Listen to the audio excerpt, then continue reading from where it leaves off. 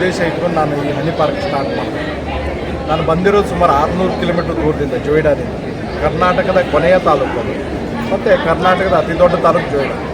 93% ಅಂದರೆ 93% ಕಾಡಿರೋದು. ಅಂಥ ಕಾಡಿಂದ ನನಗೆ ಒಂದು ಕೃಷಿ ಇಲಾಖೆಯವರು ಒಂದು ಅವಕಾಶ ಕೊಟ್ಟರು, ಹಾಗಾಗಿ ಇಲ್ಲಿ ಬಂದಿರೋದು.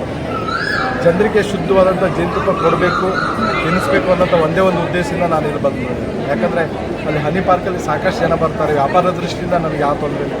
ಆದರೆ ನನಗೆ ಇಲ್ಲಿ ಬಂದ ಮೇಲೆ ಗೊತ್ತಾಗಿದ್ದು 99% ಜನ ಇವತ್ತಿಗೂ ಪ್ಯೂರ್ ಹನಿಯನ್ನು ತಿಂದಿಲ್ಲ ಅಂತ. ಹಾಗಾಗಿ ಅವರಿಗೆ ಆ ಜೇನು ಬಗ್ಗೆ ಅರಿವು ಮೂಡಿಸ್ಬೇಕು, ಜೊತೆಲಿ ಶುದ್ಧವಾದ ಜೇನುತುಪ್ಪ ಕೊಡಬೇಕು ಅನ್ನೋಂಥದ್ದು ಒಂದು ಉದ್ದೇಶ. ಇನ್ನು ನಿಮ್ಗೆಲ್ಲರಿಗೂ ಗೊತ್ತಿರ್ಬೋದು, ಜೇನಿಲ್ಲ ಅಂದರೆ ನಾವಿಲ್ಲ, ನೋ ಬಿ ಅಂತ. ಅಂದರೆ ಜೇನಿಲ್ಲ ಅಂದರೆ ನಾವಿಲ್ಲ ಅಂತ.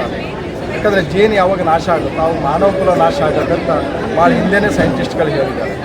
ಈ ಹಿನ್ನೆಲೆಯಲ್ಲಿ ಜೇನುಗಳ ಬಗ್ಗೆ ಪ್ರೀತಿ ಬೆಳಿಬೇಕು, ಅರಿವು ಮೂಡಿಸ್ಬೇಕು, ಜೊತೆಯಲ್ಲಿ ಅವರನ್ನು ನಾವು ವಿಲನ್ ಜಾಗದಲ್ಲಿ ನೋಡ್ತಾ ಇರ್ತೀವಿ, ಅದು ಕಡಿಮೆ ಆಗಬೇಕು ಅನ್ನೋಂಥ ಉದ್ದೇಶ ನಮ್ಮದು. ಒಂದು ಜೇನು, ಒಂದು ಹನಿ ಜೇನುತುಪ್ಪ ತರಲಿಕ್ಕೆ 500 ಸಾರಿ ಹೋಗಿ ಬರಬೇಕಾಗುತ್ತೆ. 1 kg ಜೇನುತುಪ್ಪ ಆಗಬೇಕು ಅಂದರೆ 40 ಲಕ್ಷ ಹೂವಿನ ನೆಕ್ಟರ್ ಅಂತ. ಹಾಗೆ ಇಡೀ ಒಂದು ಜೇನು ನೋಡ ತನ್ನ ಲೈಫ್ ಟೈಮಲ್ಲಿ ಒಂದು ಅರ್ಧ ಸ್ಪೂನ್ ಹನಿಯನ್ನು ಮಾಡೋದು, ಇಷ್ಟು ಶ್ರಮ ಅದ್ರ ಹಿಂದೆ. ಹಾಗಾಗಿ ನಾನು ಇಲ್ಲಿ ಯಾರು ಜೇನುತುಪ್ಪ ತಿಂದು ಹಾಳು ಮಾಡ್ತಾಯಿದ್ದರೆ ಒಂದು ಹನಿ ಕೂಡ ಹಾಳು ಮಾಡಬೇಡಿ ಅಂತೀನಿ. ಯಾಕಂದರೆ ಅದ್ರ ಹಿಂದೆ ಅಷ್ಟೊಂದು ಶ್ರಮ ಇರೋದು. ಸರ್, ನನಗೊಂದು ಡೌಟ್ ಇದೆ.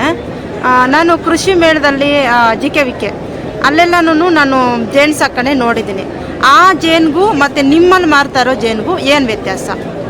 ವ್ಯತ್ಯಾಸ ಅಂದರೆ ನೀವು ಆಯಾ ಭಾಗಕ್ಕೆ ಬೇರೆ ಬೇರೆ ಕಡೆ ಹೋದಾಗ ಅದ್ರ ರುಚಿ, ಅದರ ಕ್ವಾಲಿಟಿ ಇರ್ಬೋದು, ಅಥವಾ ಅದರ ಕಲರ್ ಇರ್ಬೋದು, ಫ್ಲೇವರ್ ಇರ್ಬೋದು. ಇದು area wise, season wise, flower wise change ಆಗ್ತಾನೆ ಇರುತ್ತೆ.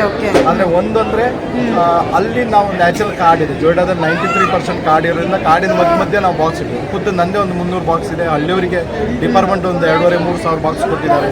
ಎಲ್ಲವನ್ನ ನಾವು ಕಲೆಕ್ಟ್ ಮಾಡ್ತೀವಿ.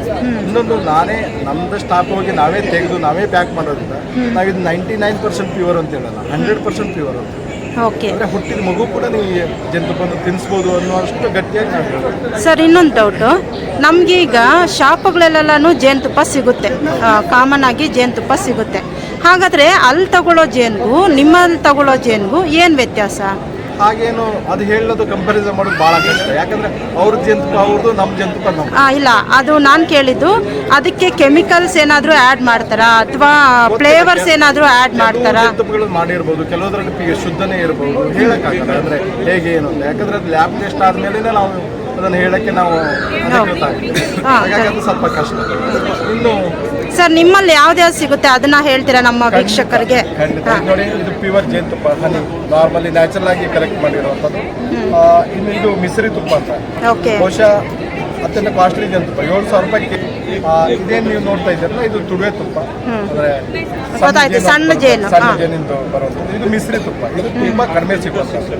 ಯಾಕಂದರೆ ಇಡೀ ಒಂದು ವರ್ಷಕ್ಕೆ ಒಂದು 100 ಗ್ರಾಮ್ ತುಪ್ಪ ಬರುತ್ತೆ. ಅದೇ ರೀತಿ ಜೇನಿನ ಮೇಣಗಳನ್ನು ನಾವು ಇದು ಮಾಡ್ತಾ ಇದ್ದೀವಿ. ಇದರಿಂದ ಏನು ಪ್ರಾಡಕ್ಟ್ ಬರುತ್ತಲ್ಲ ಅವೆಲ್ಲವನ್ನ ಇಲ್ಲಿ ಸಂಗ್ರಹ ಮಾಡಿ ಮಾಡ್ತಾ ಇರುವಂಥದ್ದು. ಜೊತೆಯಲ್ಲಿ ಹನಿಯಿಂದ ಬೈ ಪ್ರಾಡಕ್ಟ್ ತುಂಬ ಮಾಡಿದ್ದೀವಿ. ಇದೇ ನೋಡಿ, ಹನಿ ಕೋಮ್ ಸಮೇತ ನಿಮ್ಮ ಬಹುಶಃ ಇಡೀ ಇವತ್ತಿನ ವಾಣಿಜ್ಯ ಮೇಳದಲ್ಲಿ ಎಲ್ಲೂ ಈ ಕೋಮ್ ನೀವು ನೋಡಿರ್ಲಿಕ್ಕಿಲ್ಲ. ಖುದ್ದು ನಾವು ಸಾಕ್ತಾ ಇರೋದ್ರಿಂದ ನಮ್ಮ ಹತ್ರ ಕೋಮ್ ಕೂಡ ಇದೆ, ಮೇಣ ಕೂಡ ಇದೆ. ಕ್ಯಾಮ್ರಾ ಹತ್ರ ತಗೊಬನ್ನಿ ಸರ್. ಅದು ಖಂಡಿತ ಇದೆ. ಇದು ಜೇನು ಮೇಣ, ಇದು ಹನಿ ಕೋಮ್, ಇದು ಡೈರೆಕ್ಟ್ ಇರುವಂಥದ್ದು. ಆಮೇಲೆ ಇಲ್ಲಿ ಗ್ಲಾಸ್ ಬಾಕ್ಸಲ್ಲಿ ಕೂಡ ನೀವು ಜೇನನ್ನು ಲೈವ್ ಆಗಿ ನೋಡ್ಬೋದು, ಅವರ ಹೋರಾಟಗಳನ್ನು ಪ್ರತಿಯೊಂದನ್ನು ನೀವು ನೋಡ್ಬೋದು. ಮತ್ತು ಹನಿ ಅರ್ಸ್ತಾ ಇದೆ, ಟರ್ಮರಿಕ್, ಶುದ್ಧ ಜೇನುತುಪ್ಪದ ಜೊತೆ ಆರ್ಗ್ಯಾನಿಕ್ ಅರ್ಶನವನ್ನು ಮಿಕ್ಸ್ ಮಾಡಿ ರೆಡಿ ಮಾಡೋದು. ಇದು ಫೇಸಿಗೆ ಬಳಸ್ಬೋದು, ಕಫ ಕೆಮ್ಮು ಆದಾಗ ತೆಗೆದುಕೊಳ್ಬೋದು, ಡೈರೆಕ್ಟ್ ಆಗಿ ಕನ್ಸ್ಯೂಮ್ ಮಾಡ್ಬೋದು, ನೇರವಾಗಿ ತಗೋಬೋದು. ಒಂದು ಚಿಕ್ಕ ಮಕ್ಕಳಿಗೆ ಆ ಥರ. ಇದು ಹನಿ ಅಶ್ವಗಂಧ, ಈ ಸುಸ್ತಾಗೋದು, ಅಶಕ್ತತೆ, ವಯಸ್ಸಾದವರಿಗೆ ಅಥವಾ ಈ ಬಾಡಿ ಪೇನ್ ಇರುತ್ತೆ, ಜಾಯಿಂಟ್ ಪೇನಿಗೆ, ಈ ಥರ ಎಲ್ಲದಕ್ಕೂ ಹನಿ ಅಶ್ವಗಂಧ ಭಾಳ ಒಳ್ಳೆಯ ಕೆಲಸ ಮಾಡುತ್ತೆ.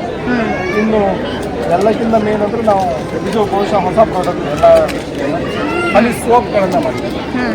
ಶುದ್ಧ ಜೇನುತುಪ್ಪ, ಜೇನು ಮೇಣ ಮತ್ತು ಇತ್ಯಾದಿಗಳನ್ನು ಹಾಕಿ ಮಾಡಿರುವಂಥದ್ದು. ಇದು ನೀಮ್ ಸೋಪು, ಹನಿ ಧೂಪ ಮಾಡಿದ್ವಿ. ಇದು ನಮ್ಮಲ್ಲಿ ಬಹಳ ಕ್ಲಿಕ್ ಆಯಿತು ಹನಿ ಪಾರ್ಕಲ್ಲಿ.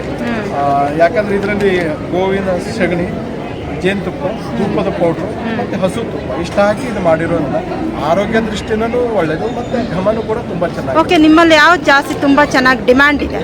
ನಮ್ಮಲ್ಲಿ ಒಂದು ಹನಿ ಹೈಯೆಸ್ಟ್ ಡಿಮಾಂಡ್ ಇದೆ. ಇನ್ನು ಅದ್ರ ಬೈ ಪ್ರಾಡಕ್ಟಲ್ಲಿ ಅಶ್ವಗಂಧ ತುಂಬ ಹೋಗುತ್ತೆ. ಇನ್ನು ಸೋಪ್ ಹೈಯೆಸ್ಟ್ ಡಿಮಾಂಡ್ ಇರೋದು ಸೋಪಿಗೆ ತುಂಬ okay okay thank you sir ಧನ್ಯವಾದಗಳು